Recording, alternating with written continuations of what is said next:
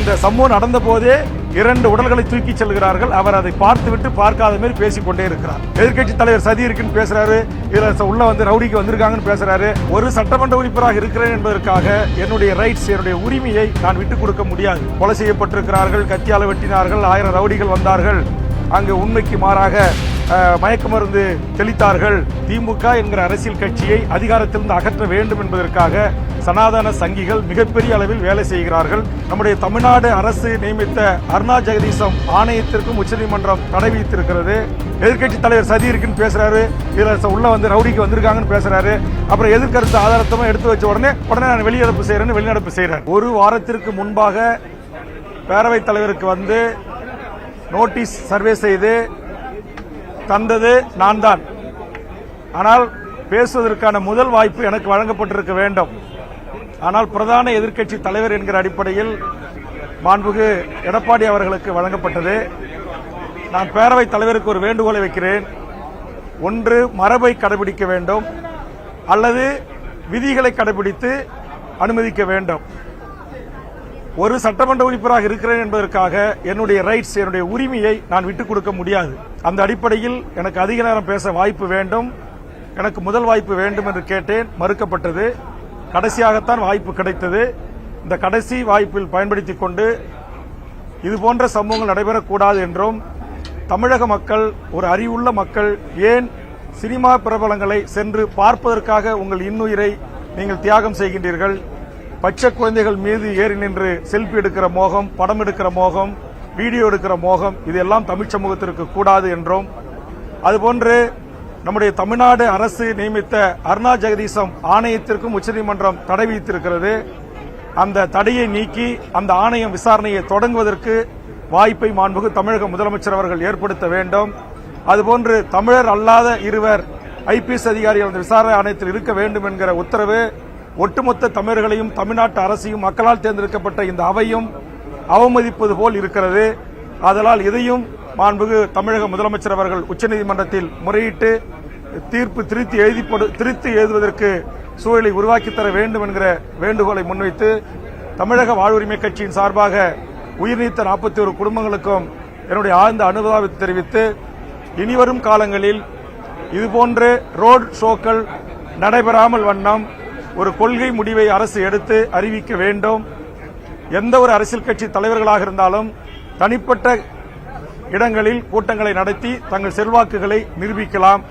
அப்போதுதான் இதுபோன்ற கொலைகளை நாம் தடுக்க முடியும். போன்ற பல்வேறு ஆலோசனைகளையும் பல்வேறு கருத்துக்களையும் இன்றைய தினம் சட்டப்பேரவையில் எடுத்து வைத்திருக்கிறேன். கூட்டணி கட்சியாக இருக்கிற எங்களுக்கு கூட அவ்வளவு பாதுகாப்பு இல்லை. நாங்கள் கேட்கின்ற இடங்களில் கூட எங்களுக்கு அனுமதி கிடையாது. ஆனால் நீங்கள் தவேகாவினுடைய மாநாட்டிலிருந்து பொது போக்குவரத்து 12 மணி நேரம் பாதிக்கப்பட்டிருக்கிறது.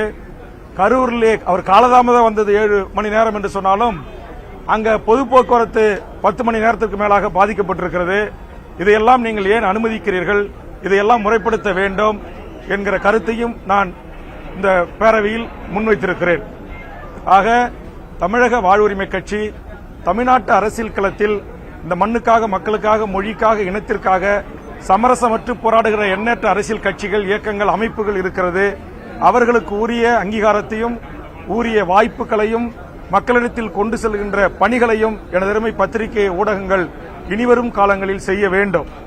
குறிப்பாக இந்த விடயத்தில் தமிழ்நாட்டில் இருக்கிற 99.9% ஊடகங்கள் முன்னுக்கு பின் மாறான செய்திகளை வெளியிடாமல் இது ஒரு விபத்து, நெரிசலில் தான் மயங்கி விழுந்து மக்கள் மடிந்திருக்கிறார்கள் என்று செய்திகளை வெளிக்கொண்டு வந்திருக்கிறார்கள். ஆனால் அரசியல் கட்சியை சார்ந்த ஊடகங்களும் ஒரு சில சமூக வலைதளங்களிலும் கொலை செய்யப்பட்டிருக்கிறார்கள், கத்தியால வெட்டினார்கள், 1000 ரவுடிகள் வந்தார்கள், அங்கு உண்மைக்கு மாறாக மயக்க மருந்து தெளித்தார்கள், இப்படி என்று பொய்யான செய்திகள் எல்லாம் வெளியிடுகிறார்கள். அப்படி வெளியிட்டவர்கள் மீது அரசு கடுமையான நடவடிக்கை எடுக்க வேண்டும் என்றும் என்னுடைய ஆணித்தரமான கருத்துக்களை, வாதங்களை பேரவையில் எடுத்து வைத்து அரசுடைய கவனத்தை ஈர்த்திருக்கிறேன். இனிவரும் காலங்களில் மிக மிக பாரபட்சம் இல்லாமல் அனைவரையும் ஒரே, விஜய்க்கு ஒரு மதிப்பீடு, வேல்முருகனுக்கு ஒரு மதிப்பீடு என்றெல்லாம் இல்லாமல் அனைத்து அரசியல் கட்சிகளும் பதிவு செய்யப்பட்ட அரசியல் கட்சிகள் தான். அவர்களுக்குரிய அந்த மாண்பும், அவர்களுக்குரிய அந்த மரியாதையும், அவரவர்களுக்குரிய அந்த பாதுகாப்பையும் அளிக்க வேண்டும். யார் பொது போக்குவரத்துக்கு இடைஞ்சலாக இருந்தாலும் பாரபட்சமற்ற முறையில் வழக்கு பதிவு செய்து உரிய நடவடிக்கைகளை எடுக்க வேண்டும். நானே தவறு செய்தாலும் நடவடிக்கை எடுக்க வேண்டும் என்பதுதான் இன்றைய வேண்டுகோள். அரசின் மீது ஏராளமான குற்றச்சாட்டு. ஆனால் அந்த நிகழ்ச்சியை நடத்திய அந்த கட்சியின் மீது அந்த தலைவர் மீது எந்த குற்றச்சாட்டையும் வைக்கல. அதுதான் நீங்கள் அரசியலுக்காக கூட்டணிக்காக இதை செய்கின்றீர்கள் என்று உடனடியாக மாண்புமிகு முதலமைச்சர் அவர்கள் எதிர்க்கட்சி தலைவருடைய கூற்றை உடைத்தெறிந்திருக்கிறார். அதுபோன்று பிஜேபியினுடைய ஹேமா மாலினி குழுவினுடைய வருகை, இன்னைக்கு RSS வழக்கறிஞர் பெருமக்கள், பிஜேபி வழக்கறிஞர் பெருமக்கள் பாயாசமா என்றெல்லாம் கேட்ட தவக கட்சி அவர்களைத்தான் வழக்கறிஞராக நியமித்திருக்கிறது, வெட்ட வெளிச்சமாக இருக்கிறது. இதுபோன்று இன்னும் பல உண்மைகள் வெளிவர இருக்கிறது.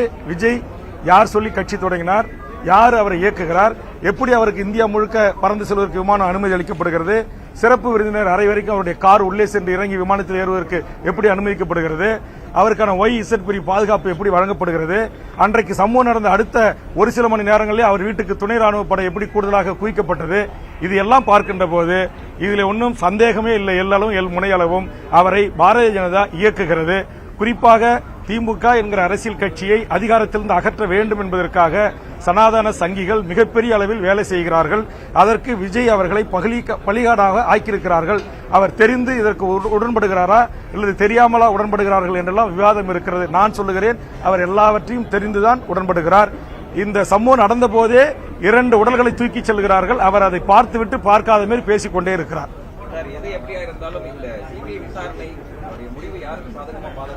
அது நாம் இப்போது சொல்ல முடியாது. சிபிஐ அரசு சார்பற்ற முறையில் நேர்மையாக விசாரிக்க வேண்டும். விசாரித்தால் உண்மை வெளிவரும்.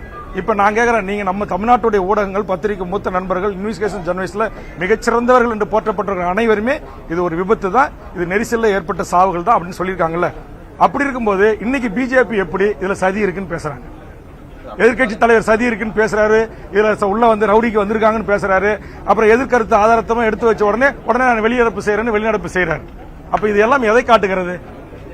ஆக இது எல்லாம் எதை காட்டுகிறது என்று சொன்னால், இந்த சம்பவத்தை கொண்டு அரசியல் செய்து மக்கள் மனங்களை மாற்றி எப்படியாவது பாரதிய ஜனதா கட்சி இங்கு ஆட்சி அதிகாரத்தை கைப்பற்ற வேண்டும், அதற்கு நாங்கள் எந்த எல்லைக்கும் செல்வோம் என்பதற்கான உதாரணம் தான் இன்றைக்கு எதிர்க்கட்சி தலைவர் திரு நயினா நாகேந்திராவுடைய உரையிலிருந்து நாம் தெரிந்து கொள்ள முடிகிறது. நன்றி, வணக்கம்.